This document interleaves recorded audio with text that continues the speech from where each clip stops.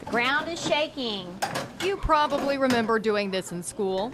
Drop, cover. You should be holding on.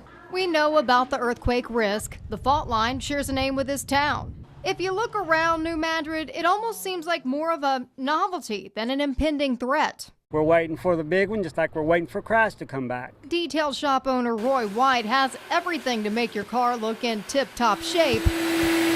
But ask about the quake. You do anything to get ready? You need to. I haven't, but you need to. Some people don't believe in the earthquake hazard.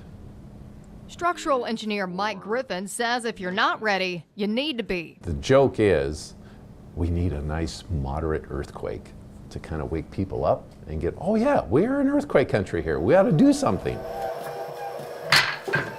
An earthquake doesn't come with a warning. You could be at work, your kids at school. Hold on to what's protecting you. So safety there is critical. We found some big concerns. The Missouri Seismic Safety Commission is trying to do what it can to help schools, even offering free inspections. But the school district has to request it. Griffin says it's just getting schools on board. If you don't understand what your risk is, how do you, I like that building, let's go do that one first. You know, it's like, but this one is more vulnerable and you got more kids in it.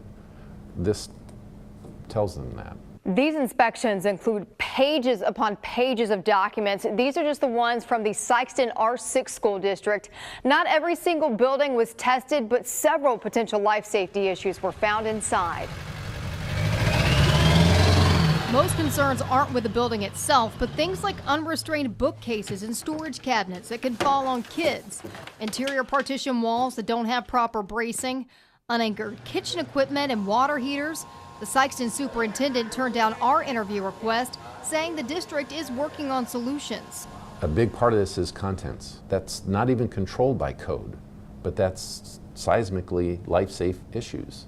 And so if they have that awareness, they can have a housekeeping policy. All right, boys and girls. Nell Holcomb R4 school district is the only school district he knows of that has this kind of policy. And its inspections show that seismic safety is top of mind. We went to the review, looked at the buildings.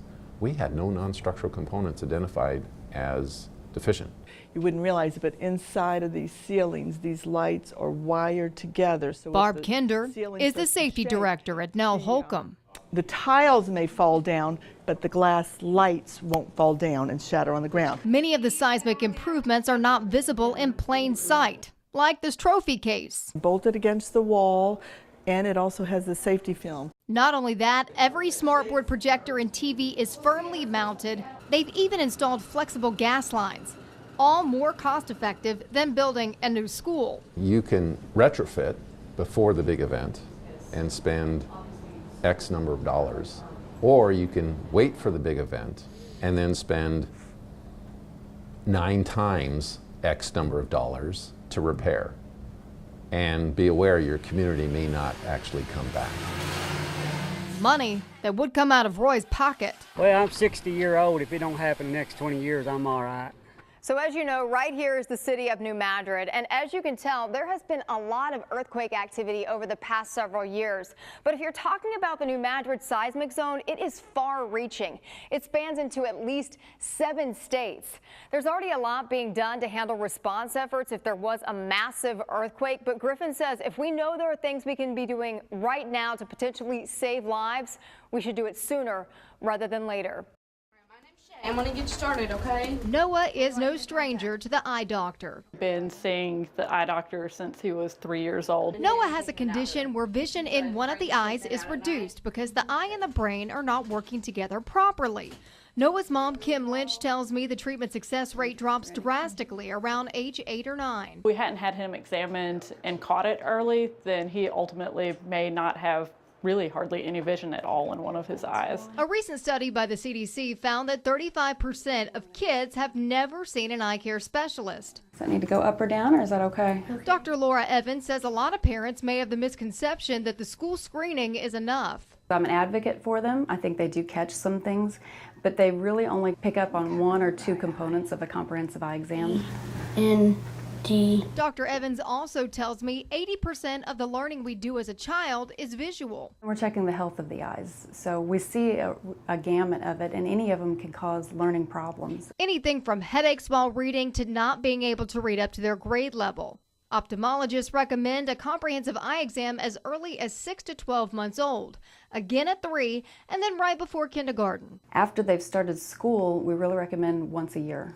This is where we're going to take a look at his contact. Definitely right before school starts, there seems to be an influx of teachers and children. That includes Noah. Mom tells me her experience taught her the value of a yearly eye exam and urges other moms to get their kids checked. I have another son that's starting kindergarten, and Dr. Evans actually found a spot in his eye. So it's probably not a big deal, but it's something that we now know that we need to monitor. Live, local, late breaking. Amanda Hanson, Heartland News.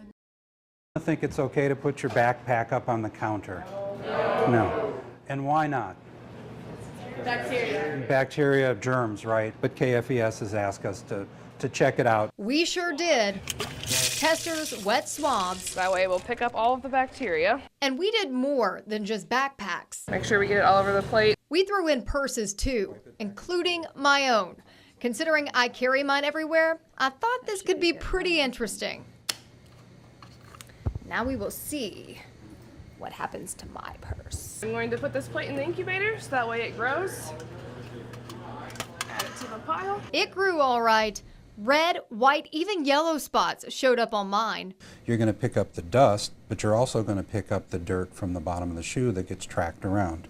Those colonies are bigger. It almost looks like it's about to jump out of the container. Some of them have a lot of small and white colonies, and those are usually the staph and the strep bacteria. Looks like there's a lot of it. There's maybe a couple dozen, but you got to remember that there's lots of microorganisms out there. Take your hands. Dr. Champine swabbed his just to give us something to go by. You swab any skin after you get out of the shower, you're still going to have what are called your normal flora, bacteria living on your skin that protect you from other harmful bacteria. That's true, but what else we found on these bags may have you throwing yours in the washer. The dark purple ones are likely from fecal sources. There's one even that has a shiny green cast to it, which is indicative of E. coli.